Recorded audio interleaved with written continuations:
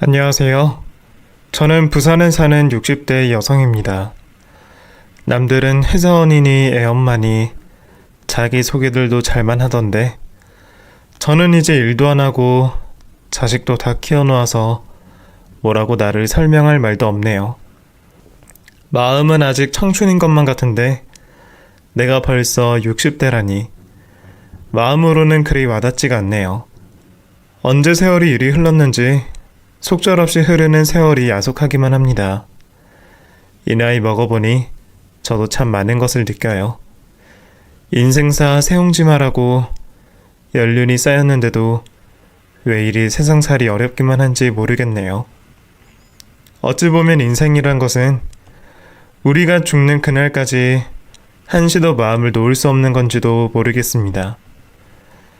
저도 어린 나이는 아니고 이제는 욕심도 업보도 내려놓았다 생각했는데 또 이렇게 일이 생기니 말입니다. 솔직히 이 나이 먹고서까지 좋지 않은 일을 겪고 사연을 보낸다는 것도 좀 남사스럽지만 어떻게 보면 또 그게 전화위복이었지 않나 싶기도 해서 이렇게 제 사연을 한번 얘기해 보려고 합니다. 사람 사는 것 다 비슷하고 다들 우여곡절 겪으면서 살겠지만 사실 저도 그렇게 평탄한 인생을 살았던 것은 아닙니다. 지금은 그래도 노후 준비도 되어 있고 먹고 살 만큼 끓여놓았지만 이 정도 되기까지 고생이 참 많았어요. 젊은 시절에는 사서 고생이라고 저랑 남편이랑 정말 갖은 고생하며 살았었거든요. 그 시절이 다 그랬겠지만 우리 어릴 적은 참 어려운 시절이었죠. 그때로서는 요즘처럼 대학 가는 건 꿈도 꾸기 어려웠고 고등학교만 졸업해도 감지덕지할 시절이었잖아요. 그래도 저는 운이 좋아서 어떻게 고등학교까지는 다닐 수 있었는데 우리 남편은 중학교밖에 못 나온 사람이었어요. 우리 남편이 우스갯소리로 항상 저한테 똑똑이라고 불렀던 게 기억이 나네요. 하지만 고등학교 나온 저보다 우리 남편이 훨씬 똑똑한 사람이었습니다.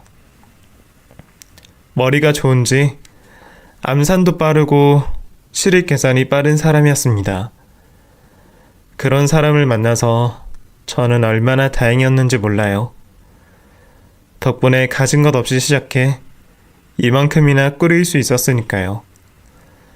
제가 20대 중반 꽃띠 아가씨였던 때 저는 한 공장에서 남편을 만났습니다. 그때 저는 부산의 신발 공장에서 격리 일을 했고 남편은 신발 만드는 일을 하고 있었어요. 남편은 저보다 6살이 많았는데 그땐 30이 막 넘은 그 사람이 왜 그렇게 나이 들어 보였는지 모르겠네요. 제 아들도 30 넘어 결혼을 했는데 우리 남편이 겨우 30이었는데도 저는 그 사람을 녹청각이다 생각했습니다. 그래도 사랑의 나이는 중요하지 않은지 저는 이상하게 그 사람이 참 좋더라고요. 푸근한 인상에 성실했던 그 사람은 남을 잘 챙기는 참 좋은 사람이었습니다. 다들 힘들고 어려운 때에 남 챙기기 어디 쉬운 세상인가요? 그런데 그 사람은 언제나 자기보다 남들을 더 챙기고 그랬습니다. 그렇게 워낙 잘해주니까 저도 거기 홀랑 넘어갔던 거겠죠. 그렇게 저는 저보다 6살 많은 남편과 만나 1년의 연애 끝에 결혼식을 올리게 되었습니다. 남사스러워서 밖에 자랑은 못하지만 남편은 한참 어린 저를 만나며 저를 참 애기처럼 대했습니다. 뭐 하나 저 혼자 하게 두는 법이 없는 사람이었죠.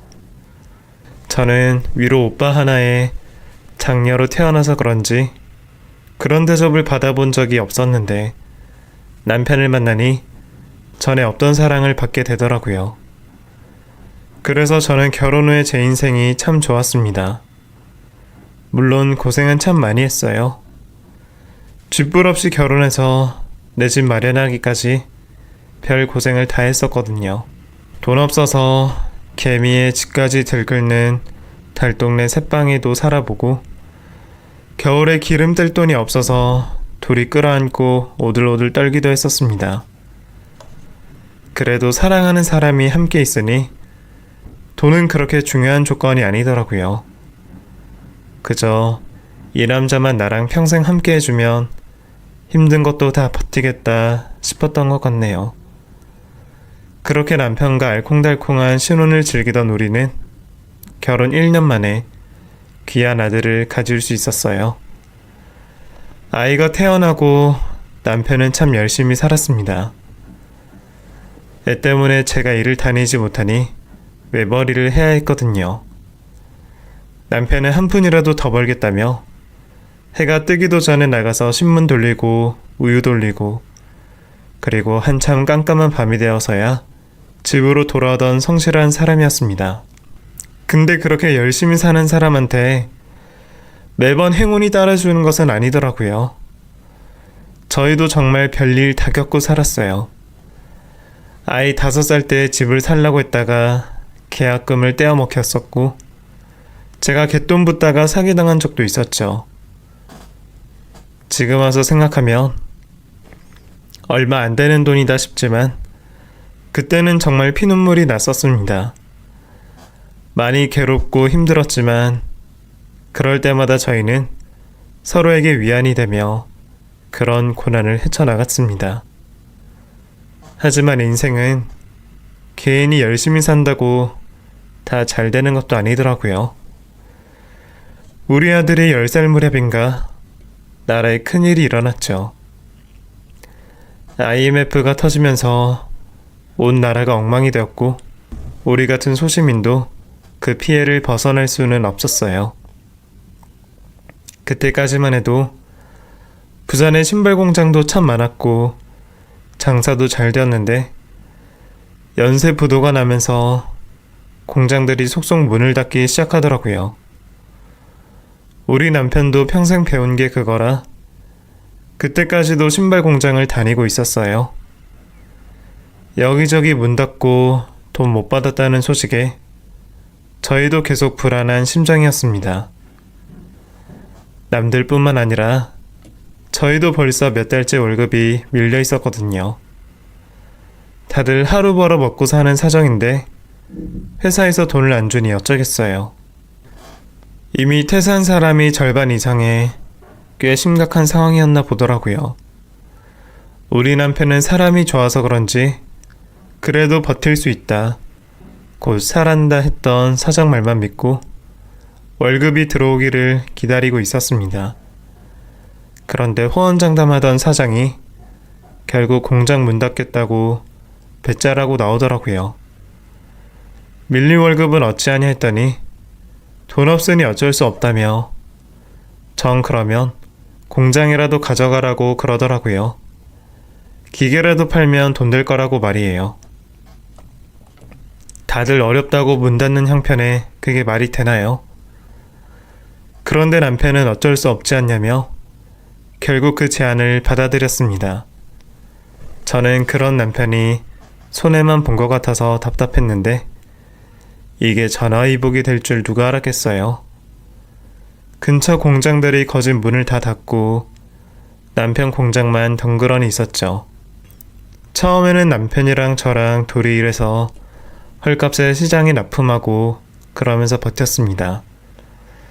솔직히 당시에 어디 다른 회사를 다닐 수도 없었고 별다른 대안이 없어서 그랬었거든요. 그런데 저희가 공장을 돌리고 있다는 소문이 어디 난 건지 외국에서 주문 의뢰가 들어왔더라고요. 하청업체를 구한다는 소식에 저희는 무조건 한다고 나섰고 그 일을 계기로 공장은 조금씩 살아나게 되었습니다. 지금 생각하면 참 무모했다 싶기도 한데 그것도 다 똑똑한 남편의 계산 덕분이 아니었을까 싶어요. 그렇게 저희는 그 뒤로 직원도 두고 남편이 사장으로 나서서 신발 공장을 운영하게 되었습니다. 회사라고 말하기는 쑥스럽지만 그렇게 저희의 회사를 만들게 되었네요. 그 뒤로 남편은 평생을 신발만 만들면서 살아왔어요. 돈이 되든 안 되든 참 열심히 살았었네요. 그래도 전에는 직원들 돈 줄 걱정은 별로 안 했는데 이것도 오래 하다 보니 점점 쇠퇴하는 사업이 되더라고요. 이제는 다른 공장들도 너무 많고 제일 큰 문제는 중국이나 동남아 쪽으로 자꾸 넘어간다는 문제였어요. 그래도 우리는 그냥 그 작은 공장 하나 꾸리면서 사는 게 우리 운명이다 생각하고 별 욕심 없이 자리를 지켜왔습니다. 그래도 그거 해서 집도 샀고 우리 아들 대학도 보냈으니 저희가 뭘 더 바랄 게 있었겠어요. 저희는 할 만큼 했다 싶었고 평생 열심히 살았으니 이제는 아들에게 넘기고 남편과 여생을 누리며 살자 싶었습니다. 그런데 젊어서 고생을 너무 많이 해서 그런지 나와 백년해로를 약속했던 남편은 저보다 먼저 세상을 뜨고 말았네요.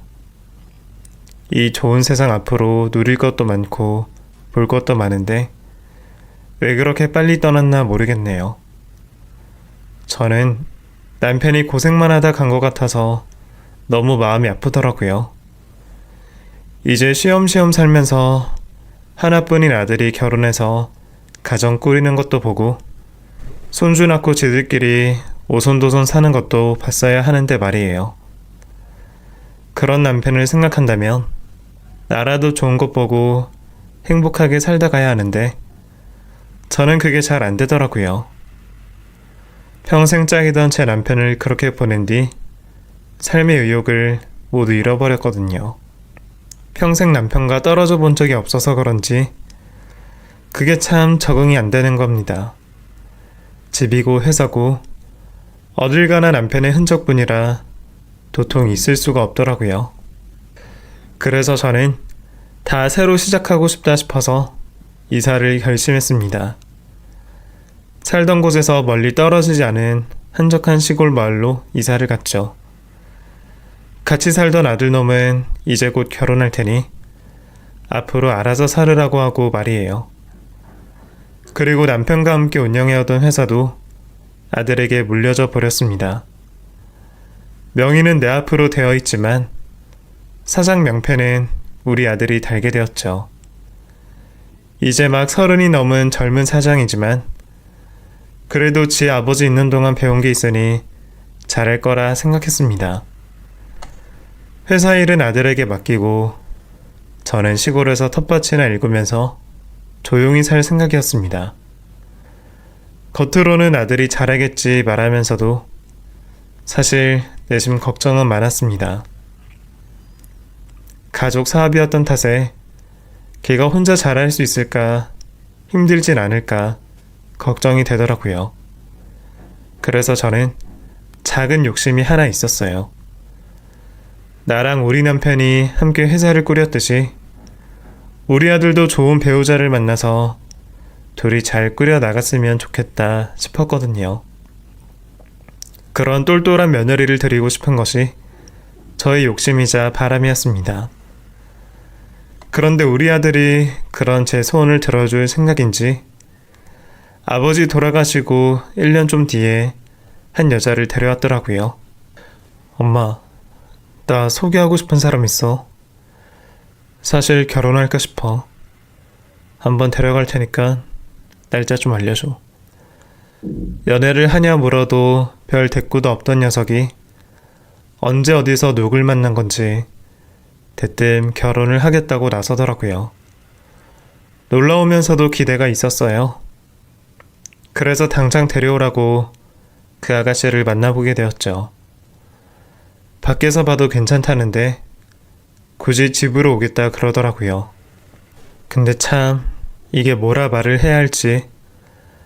다 큰 아가씨가 시댁들 집으로 인사를 오면서 빈손으로 왔더라고요. 뭘 바라고 있었던 건 아니지만 그 모습을 보니 갑자기 내가 새벽부터 준비한 손님상이 참 무색해졌어요. 그래도 결혼하겠다고 허락받으러 왔으면 좀 잘 보이려 하는 게 있는데 그 아가씨는 털털한 건지 속이 없는 건지 어른 어려운 티 하나 없이 참 잘 먹다 갔습니다. 웬만하면 지 좋다는 여자 그냥 허락해주려 했더니 이건 반대를 안 하는 게 이상한 것 아닌가 싶을 정도로 난감하더라고요. 하지만 아들은 이미 콩깍지가 씌었는지 이쁘지 않냐며 제 앞에서 입이 마르게 칭찬만 하고 있었습니다. 엄마, 어때? 직접 보니까 훨씬 이쁘지? 미인이지? 네 눈에 이쁘면 됐지. 내 눈에 이쁜 게 중요하니? 근데 너보다 어린 건 맞아? 이상하게 좀 들어 보이네? 무슨 말이야, 엄마. 내가 너무 동안이라 그렇지. 은진이 나보다 2살이나 어린데. 아유, 그래. 뭐 생긴 게 무슨 상관이야. 그런데 그 아가씨 은행 다닌 건 맞니? 오래 다녔다면서 어떻게 나보다도 몰라? 그 아가씨는 상고를 졸업하고 오랫동안 은행에서 근무를 했다고 소개했었어요.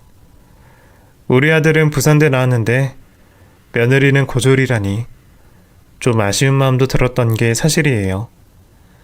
그래도 은행에서 오래 일을 했다니 셈도 빠를 거고 나중에 회사 일도 잘하지 않을까 생각을 했거든요. 그런데 이상한 게 오랫동안 은행에 다녔다면서도 나보다도 은행 업무에 대해 아는 게 없는 것 같더라고요. 요즘 이율이 어떤지도 잘 모르고 아주 기본적인 얘기도 이해를 못했거든요. 아들 녀석은 뭐 그런 걸 물어보냐며 긴장해서 그런 거라 두둔하기 바빴지만 저는 못내 찜찜한 구석이 있었습니다. 첫인상부터 그리 좋지 않으니 제가 어떻게 흔쾌히 애들 결혼을 허락할 수 있었겠어요. 결국 저는 조금 더 생각해보는 게 어떻겠냐며 아들의 결혼을 반대하게 되었습니다. 요즘 세상엔 자식들 결혼에 관여하는 거 아니라는 걸 들으면서도 내 자식일 앞에서는 재고 따지게 되는 게 부모들 마음 같네요. 하지만 그런 부모 마음을 자식들이 다 어찌 알겠나요? 사람 사는데 마음이 중요한 거지. 엄마는 왜 그런 조건들을 따지고 있냐며 나를 나무라더라고요. 아니, 아주 반대한다는 게 아니라 결혼을 좀 천천히 생각해보라는 거지. 너희들 만난 지 1년도 안 되었다며. 연애 좀 더 하다가 천천히 생각해도 되잖아. 그러면 그때 가서 또 반대하려고? 엄마, 나 벌써 30 중반 다 돼가고 은진이도 늦었어. 우리가 좋다는데 엄마가 왜 그래? 고졸인 게 그렇게 걸려? 아니면 친정이 못 살아서 그래? 대체 뭐가 그렇게 마음에 안 들어서 그래? 평생 대들어본 적 없던 아들이 그렇게 나오니까 저도 너무 당황스럽더라고요. 여자 때문에 엄마한테 저런다 싶어서 괜히 화도 나고 말이에요.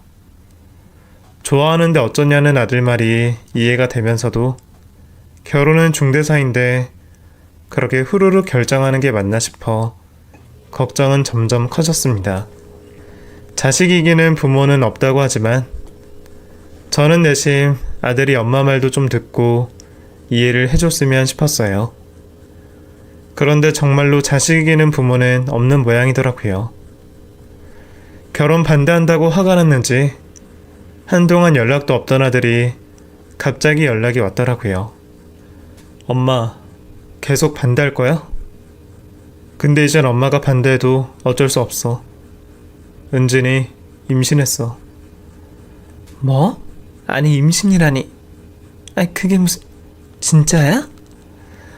아무리 다 큰 성인이라지만 결혼도 전에 임신이라니. 참 뭐라 말을 해야 할지 모르겠더라고요.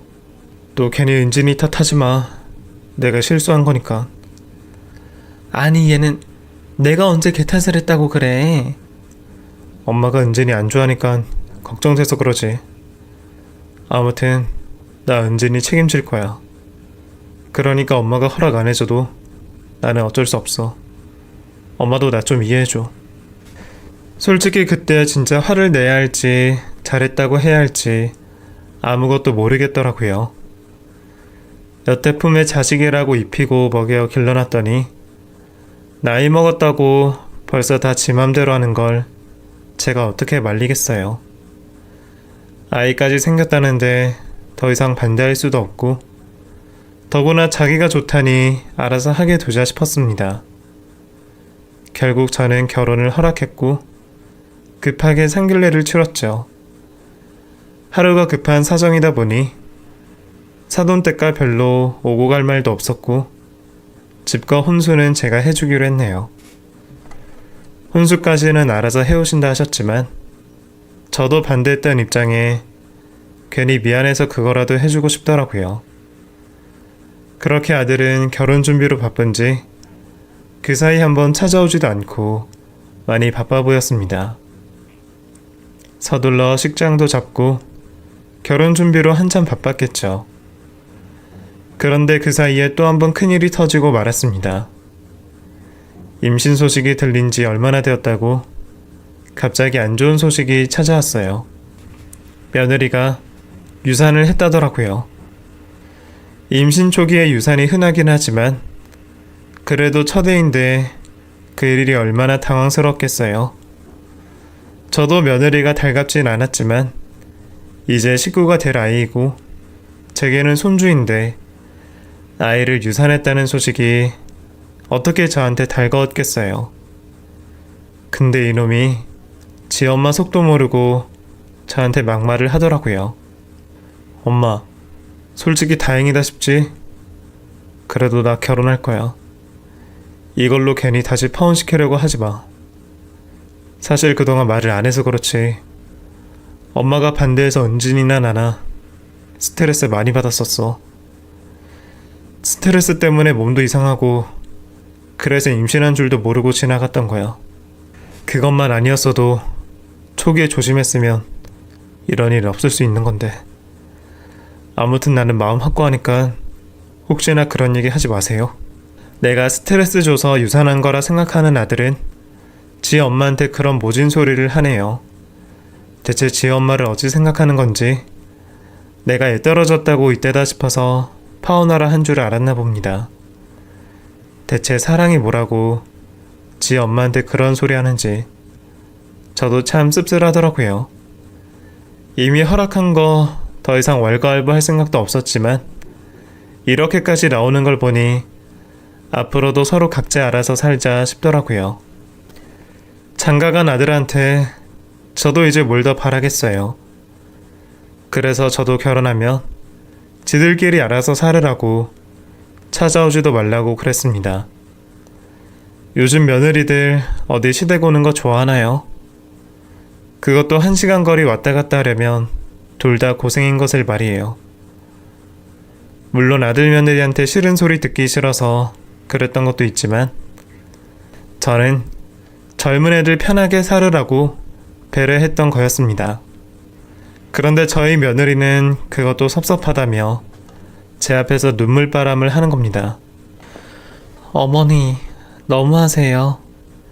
아직도 제가 마음에 안 드셔서 이러시는 거죠? 결혼은 마지못해 허락하셨지만 아직도 저 보는 건 싫으세요?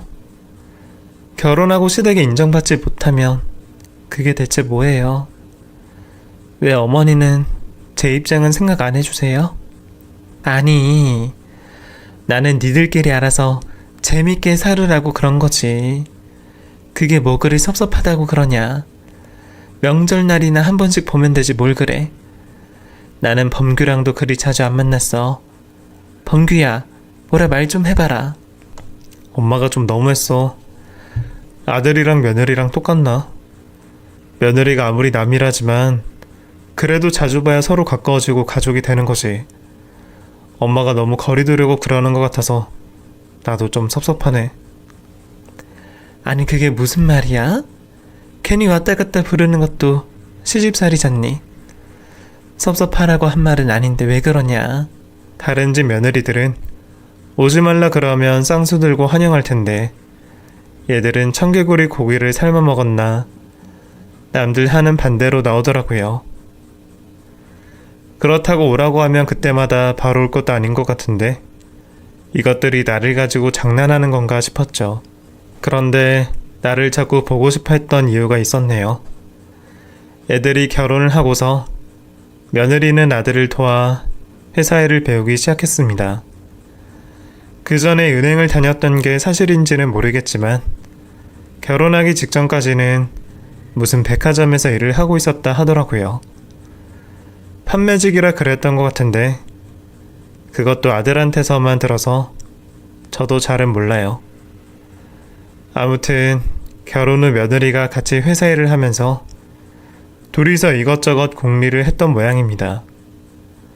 신제품 개발도 해보고 거래처도 늘리겠다고 말이에요.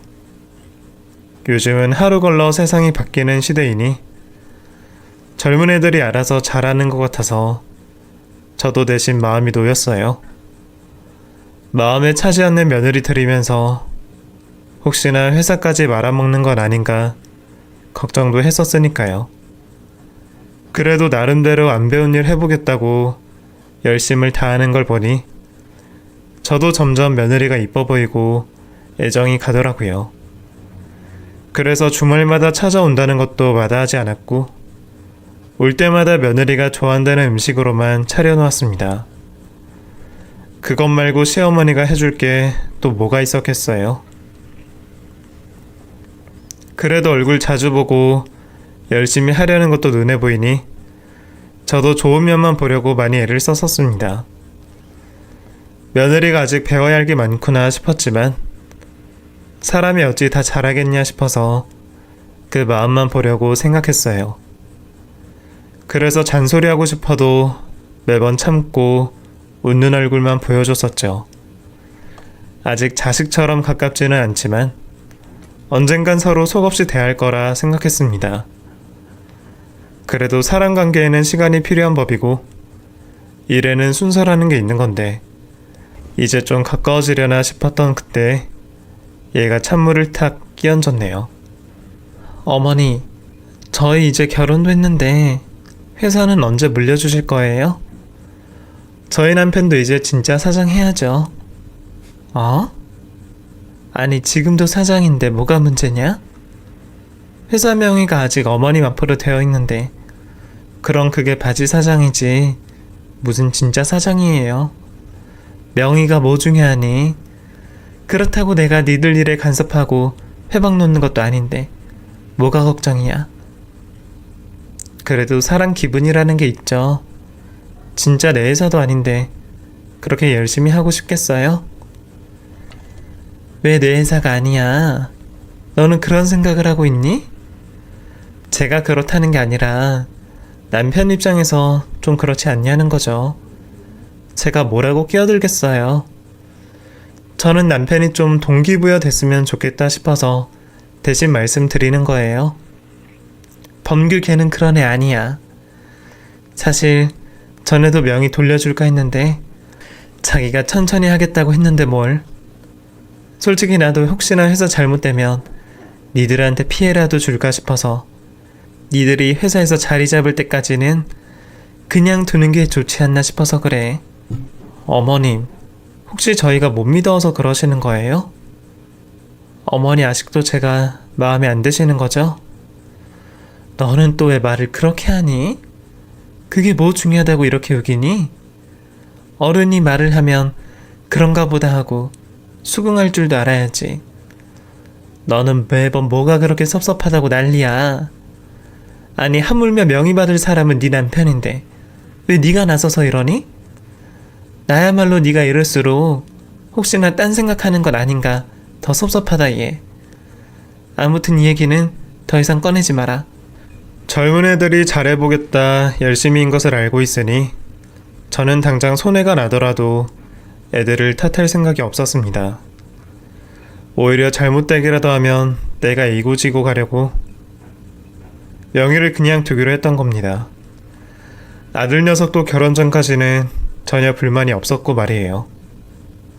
그런데 며느리라는 애가 결혼해서 회사일 배우는 지 몇 달이나 되었다고 갑자기 저런 말을 꺼내더라고요. 못해준다니 또 섭섭하다 뭐다 하며 사람 속을 긁으면서 말이에요.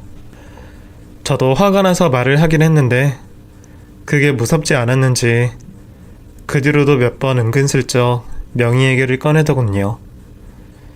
천천히 잘하면 어른이 알아서 잘해줄 텐데 애가 왜 그리 마음이 급한지 모르겠더라고요. 나도 나지만 걔도 참 답답하다 싶어서 우리 둘이 잘 맞지 않는다 싶었습니다. 물론 걔도 불편한 시어머니 덕에 스트레스 많았겠지만 저도 이래저래 스트레스가 많았습니다. 그래서 그랬는지 저도 더 얘기 듣기 싫다 싶어서 웬만하면 빨리 명의를 넘길까 생각도 했습니다. 애들이 결혼하고 1년쯤 지나고 제가 아들을 데리고 회사에 관한 얘기를 나눴습니다.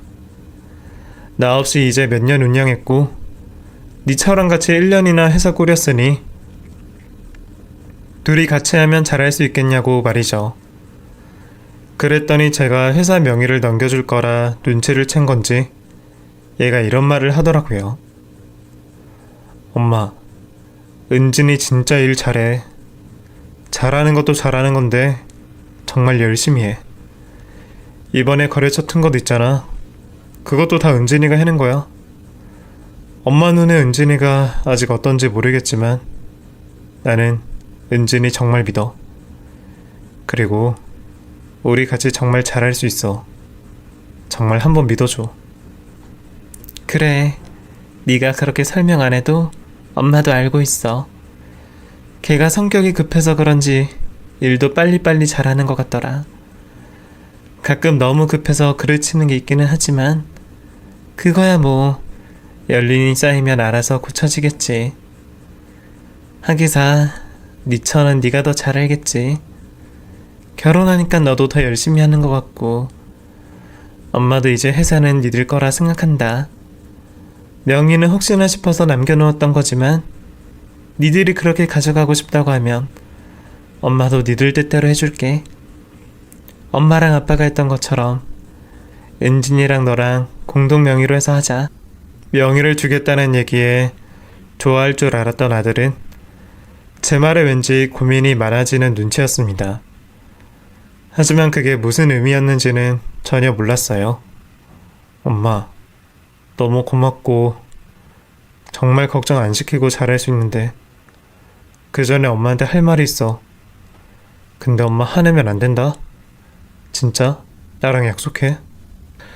은진이 걔를 만나고서 애가 완전히 변해버린 건지 요 근래에는 참 안 하던 짓을 많이 하네요. 나한테 평생 비밀이라는 게 있어 본 적이 없던 애였는데 뒤늦게 할 말이 뭘까 궁금했습니다. 대체 뭔데 그래? 무슨 얘기인지도 모르고 무슨 약속을 해? 그래도 약속 좀 해줘. 아유 됐어. 열받기 전에 말이나 해봐. 엄마 진짜 화내지 마. 알았지? 한참을 뜸들이던 아들은 제게 며느리에 대한 충격적인 사실을 고백했습니다. 사실 은진이 나보다 2살 많아. 뭐? 너보다 2살 어린 게 아니고 많다고? 아들보다 어린 줄 알았던 며느리가 알고 보니 연상이었다네요. 하지만 기가 막힌 일은 그게 다가 아니었네요. 알고 보니 걔가 이전에 한번 갔다 온 돌싱이었답니다. 그 말을 듣고 저는 제 귀를 의심했습니다. 얘가 엄마를 놀려도 유분수다 싶어서 웃음이 나왔거든요. 그런데 심각한 아들의 표정을 보니 제가 들은 게 사실이었던 모양입니다. 그제서야 깨달은 저는 세상이 무너지는 기분이 들었습니다. 세상에, 네가 엄마를 무시해도 유분수지. 그걸 어떻게 숨겨? 어떻게? 엄마 미안해. 우리도 말하려고 그랬어. 근데 엄마가 단번에 은진이 마음에 안 든다 그래 버리니까 우리가 거기서 어떻게 사실을 얘기해. 우리도 정말 어쩔 수가 없었어. 다행인 건지 아닌지 아들은 처음부터 사실을 알고 있었네요. 그러면서도 좋다고 결혼한다 나섰다니 얘가 정말 어디 모자란 건 아닌가 싶었습니다. 게다가 더 화가 나는 건 여태 잘 숨겼으면서 제가 명의 바꿔주겠다고 했더니 그때 가서 들킬까봐 아들놈이 미리 선수를 쳤던 거였어요. 저는 정말 처음 느껴보는 배신감을 느꼈습니다. 옛날에 친했던 엄마가 갯돈 들고 튀었을 때도 이런 기분은 아니었던 것 같네요. 세상에서 가장 믿었던 내 아들이 나를 이렇게 기만했다는 사실에 저는 좌절하고 말았습니다. 차라리 진작 말을 하고 나를 설득했었어야지. 지들 속 편하자고 둘이서 나를 속여놓고 이제 와서 용서를 바래? 니들이 나를 부모로 생각하기는 하는 거냐? 세상에 어쩜 네가 이러니? 네가 어떻게 이래? 내가 봤을 때 너는 지금 정신이 나갔다.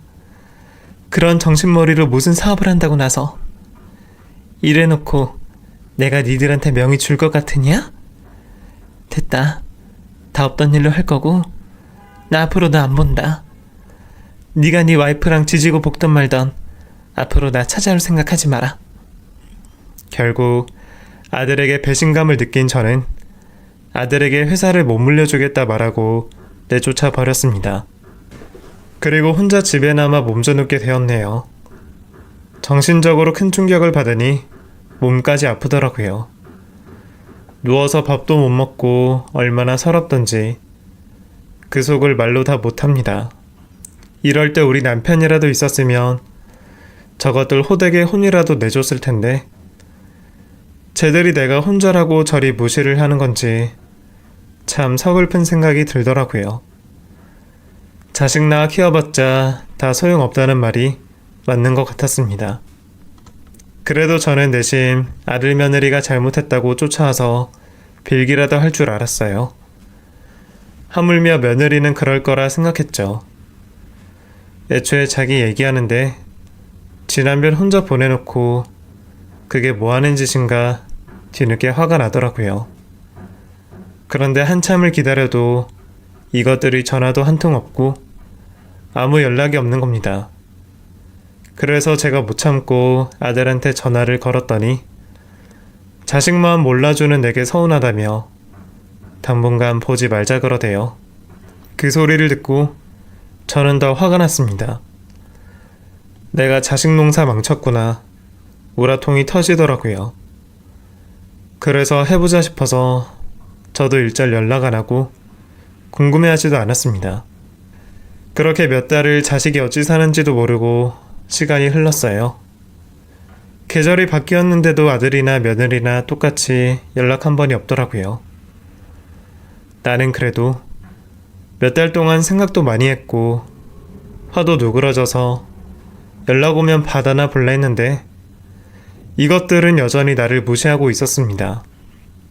그런데 하필 그날 이상한 꿈을 꿨습니다.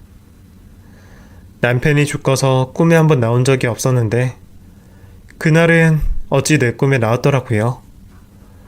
오랜만에 보는 남편 얼굴에 서러워서 눈물이 터져 나왔죠. 그런데 꿈속에서 남편이 제 눈물을 닦아주며 안아주대요.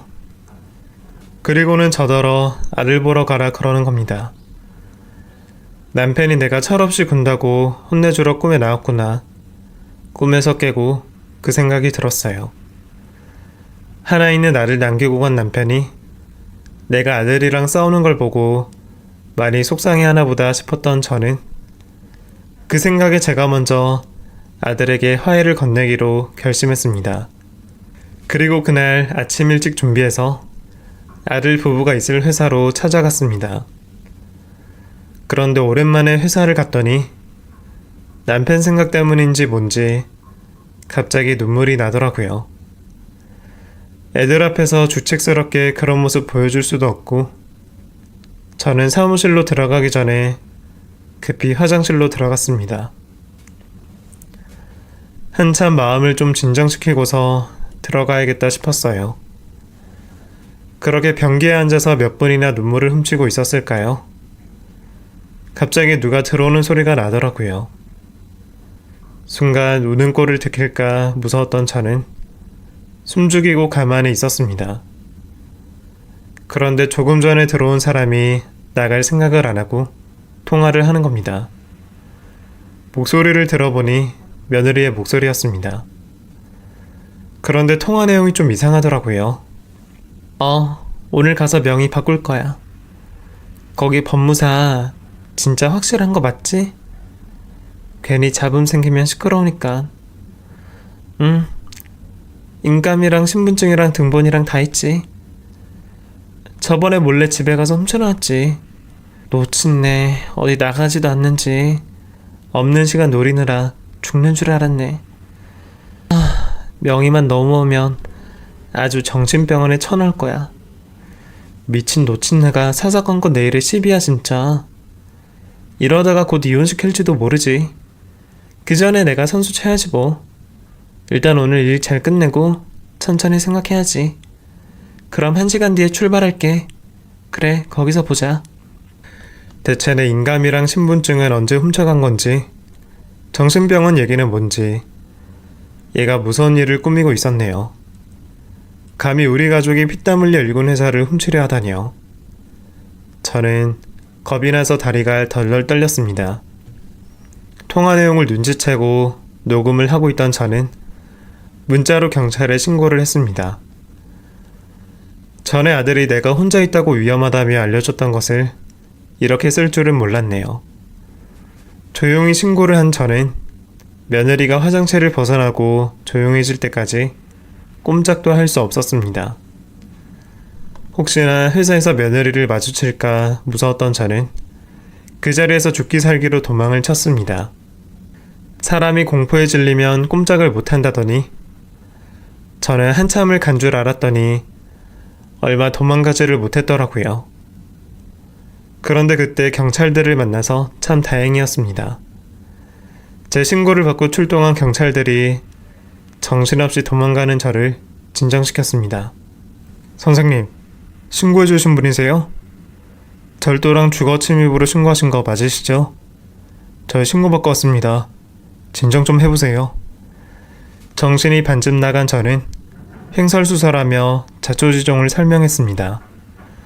우리 며느리랑 아들이 날 잡아 죽이려고 한다고 내 집에 몰래 들어와서 물건을 훔쳐갔다고 말이에요.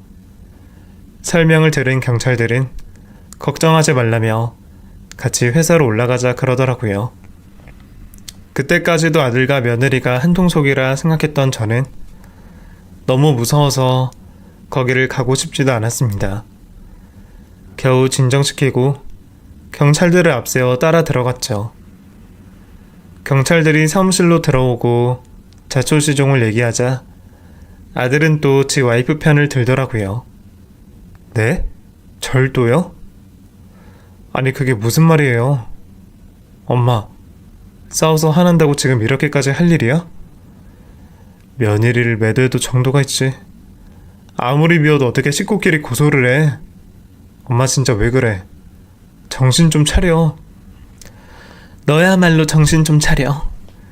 둘이 한통속인지 뭔지 모르겠지만 제가 내 인감이랑 신분증 훔쳐간 거 맞다. 가방에 있다고 했으니까 찾아보면 알겠지. 며느리의 통화 내용을 들었던 저는 경찰에게 걔 가방을 뒤져보라 말했습니다. 그랬더니 걔 얼굴이 사색이 되더라고요. 남의 가방을 왜 뒤져요? 경찰이라도 일할 수 있어요? 선생님, 신고가 들어온 이상 저희도 그냥 갈 수는 없어요. 아니면 같이 서해 가셔서 해결을 보셔야 해요. 그냥 확인 한번 하고 끝내는 게 낫지 않겠습니까? 그래 여보, 아니잖아. 아닌데 뭐 어때? 확인이나 해보자. 아들은 지 와이프가 결백하다 믿는지 나서서 가방을 확인해보자 하는 겁니다. 결국 며느리 가방을 확인해보게 되었고 그곳에는 정말로 제 인감과 신분증이 들어있었습니다. 증거를 확인한 저는 그제서야 녹음했던 통화 내용을 들려주었어요. 그 속에 담겨진 며느리의 추약한 진실에 그 자리에 있던 모두는 깜짝 놀라고 말았습니다. 아들은 정말 아무것도 모르고 있었는지 큰 충격을 받은 표정이었습니다. 나중에 알고 보니 걔가 애초에 우리 아들 돈 보고 접근했었고 명의도 자기 앞으로 할 생각이었더라고요. 가족 사이에 이게 무슨 난리인지 경찰들도 쉽게 입을 떼지 못하더라고요. 결국 저는 경찰서로 가서 며느리를 고소했습니다. 주거 침입에 절도까지 들어가면 실형까지 살 수도 있다 그러더라고요. 그래도 며느님이신데 그냥 적당히 합의 보고 넘어가시는 게 어떠세요? 어차피 초범이라 실형 살아도 몇 달이나 살고 나올 거예요. 아드님 면도 있으신데 그냥 적당히 합의로 가시죠. 처음에는 감옥 보내겠다고 작정을 했는데 그 얘기를 들으니 저도 또 마음이 그렇더라고요. 며느리가 불쌍해서 그렇다기보다 가족들 사이에 이런 일이 벌어진 게 남들 보기 참 민망한 게 컸습니다. 게다가 큰 충격을 받은 아들 걱정이 좀 들더라고요. 그 뒤로 저는 아들과 많은 이야기를 나눴습니다. 같이 마주 앉아 소주도 먹고 남편 죽고 못했던 이야기들을 허심탄회하게 나눴죠. 나만 힘든 줄 알았더니 얘도 지아버지 죽고서 많이 허했던 모양이더라고요. 하필 그런 때에 그런 여자를 만나서 이 사단이 나고 아들이 의도한 건 아니지만 많이 죄책감을 느끼고 있었어요. 저는 그제서야 남편이 꿈에 나온 이유를 알았습니다. 우리 남편이 나랑 우리 아들을 구해주려고 그날 그렇게 꿈에 나왔나 싶네요. 가서 아들 보고 오라는 게 그런 말이었던 모양입니다. 결국 저는 피해 보상금으로 합의를 하기로 했고 아들은 이혼을 무사히 마쳤습니다. 그쪽 집에서 딸 전과자 만들기는 싫은 건지 한 푼 안 받고 합의혼을 해줬네요. 긴 세월을 살았던 것도 아닌데 참 다사다난했다 싶어요. 참 기가 막힌 일이다 싶다가도 그래도 피해보지 않고 끝나서 이만하면 다행이구나 생각합니다. 혹여나 명의가 넘어가서 법적으로 꼬였으면 참 야단날 뻔했네요. 그래도 다행이다 싶었던 저희는 그 뒤로 나름대로 잘 지내고 있어요.